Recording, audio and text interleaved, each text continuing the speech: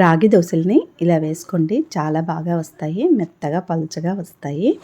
దీనికోసం ఒక గిన్నెలోకి 1 గ్లాస్ వరకు మినపగుండ్లు, 2 గ్లాసుల వరకు రాగులు తీసుకోవాలి.